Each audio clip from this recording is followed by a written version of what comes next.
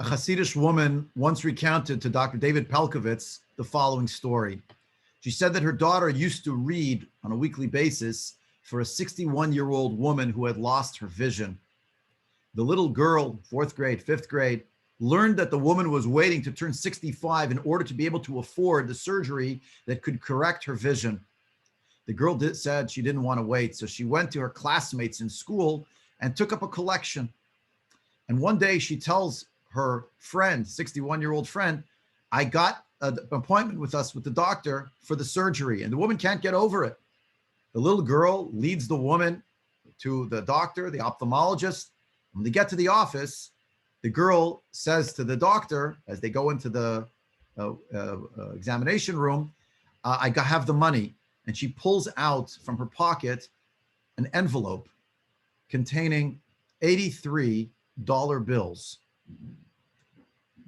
And then the mother says to Dr. Pelkovitz, I find out about this a few weeks later, and I am shocked that my daughter did this. So I run to the ophthalmologist to apologize for putting him on the spot for doing a surgery for $83. And as I'm trying to apologize to him, the doctor says, you don't understand. He reaches his hand into his lab coat and he pulls out a tattered envelope. He says, over the last number of weeks, whenever I feel down, I put my hand in my lab coat and I pull out this envelope and I look at it.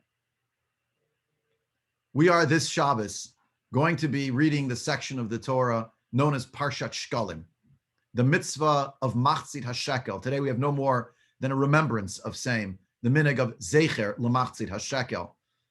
And we're reading this parsha to remind us of the power of small acts. Amar Rabbi Meir, Natal HaKadosh Baruch Hu kamin matbea shel eish mitachat kisei hakavod v'hera lo l'Moshe. Rabbi Meir teaches in the Medrash in Bamidbar Rabbah that Hashem, as it were, took a fiery coin out from under his heavenly throne and he showed it to Moshe Rabbeinu. And he said, this is what they shall give, like this. As the Psikta points out and elsewhere, we find that Moshe Rabbeinu was simply confounded by the idea that Hashem would ask for no more than a Machzit HaShekel, such a small denomination. The Chizkuni writes that it's not really the amount of money, lo nidkashe b'shir hamatbeya, but rather Moshe Rabbeinu is wondering, how could it be that Hashem could find favor in a person's entire being? B'davar kal k'mozeh, something so simple. Since the Torah makes mention of the idea of a natnu ish kofer nafsho, a person will give the atonement for their soul. And Moshe can't understand such a simple act can bring atonement to one's soul. But the lesson we learn is that small actions, seemingly small actions, are actually most beloved by Hashem.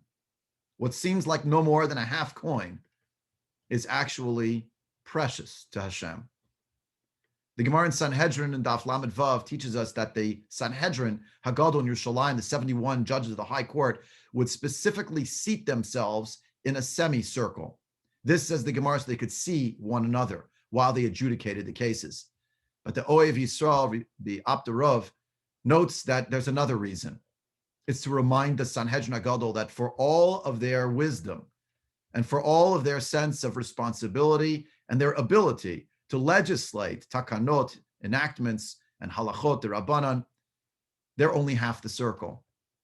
The other half is completed by the presence of Hashem in their actions.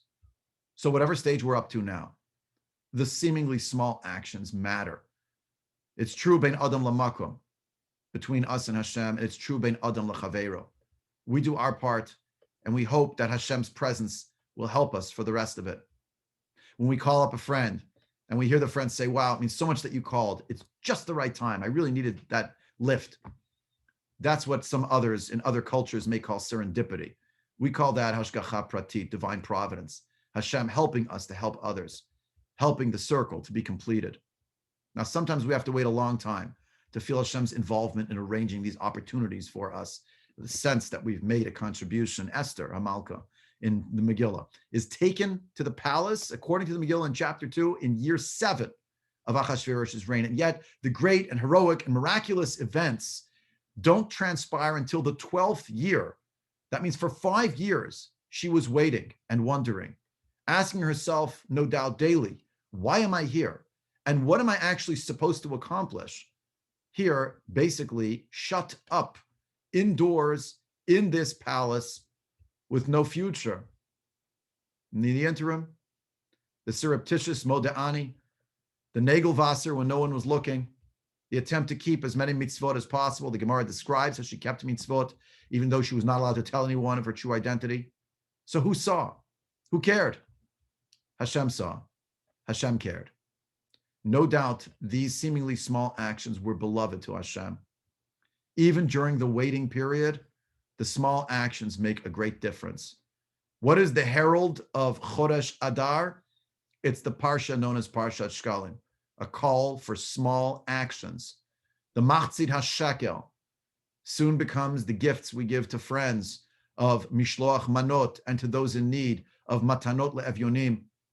If it was another year, I would add here at this moment to invite someone to your Purim Suda or to your Pesach Seder. But this year, that might not yet be the right time. With the arrival of Adar, we know that our season of celebration and thanksgiving for Hashem's salvation, for his Yeshua, is now come upon us. Of Purim and then Pesach, Chagei Geulah, holidays of redemption. And we know that our season of redemption is coming, but we're still waiting. Some of us are waiting more patiently, others less so, and some with a really great sense of urgency. We're waiting for our rescue, our redemption, national, personal. But small actions in the interim make a difference. The bracha that's recited on food, the tefillot that are recited, whether in the home or in shul, it's sometimes hard to focus on those. But the way in which we care for each other and the way in which we give encouragement to each other, these things matter. Hashem sees these. When Adar comes around, Kiviyachol, the Rofei Cholim, the doctor, the one who heals all who are ill, so to speak, pulls the tattered envelope out of his proverbial lab coat. Only in the parlance of the Medrash, it's a fiery Machzit HaShekel drawn from beneath the Kisei HaKavod, the heavenly throne. Next week is Moshe Rabbeinu's Yurtzeit on the 7th of Adar. His legacy continues to shine for us. And yet, the Medrash at the beginning of Parshat Kitisa tells us something staggering about a worry and anxiety that beset our greatest teacher of all time. The Medrash describes V'chein Moshe limei Torah liyisov hidrichan lemitzvot. He taught Torah to the Jewish people. He guided us in mitzvot. V'natan lahem sidrei Torah u'parshat shekalim bahem b'chol Shabbat b'chol chodesh b'chol moed. He gave us all the Torah reading for each Shabbos, each Rosh Chodesh, each moed. V'maskim rato b'chol parsha. He's almost in every single parsha in the Torah from his birth practically to the end of the Sefer Torah. Parshat Shekalim, when it came to Parshat Shekalim at the beginning of Parshat Kitisa, Amar Moshe lifnei HaKadosh Baruch Hu said, Moshe before the one blessed be He, Ribono Shel Olam, massive universe. Mishani meit, ein ani nizkar. Once I die, I will no longer be remembered. This is a staggering question. Moshe Rabbeinu is asking about what is my contribution? How will I be remembered? He's not absent from almost any parsha in the Torah since his birth in Parshat Shemot through till V'zot HaBracha. What Moshe Rabbeinu is asking here is something I think much deeper.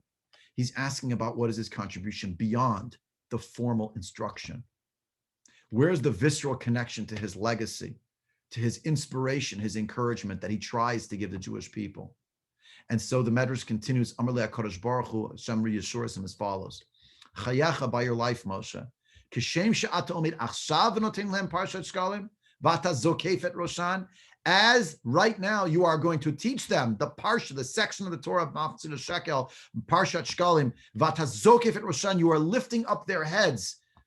Kach b'chol shana b'shana, shekorin ota lefanai. So too each and every year that they will read it before me, says Hashem, ki'ilu at omed sham be'ota sha'a v'zokef et roshan, as if you, Moshe, are standing next to them and giving them encouragement by raising up their heads.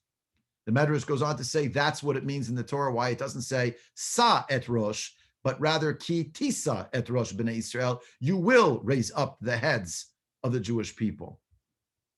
As the Machzit HaShekel is given each year, and now the Zecher, the Machzit HaShekel, through the reading and then through the giving, just before Purim, through this minhag, it's also being given with Moshe Rabbeinu's encouragement.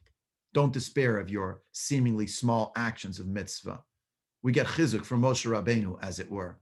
Yes, he passed away already millennia ago.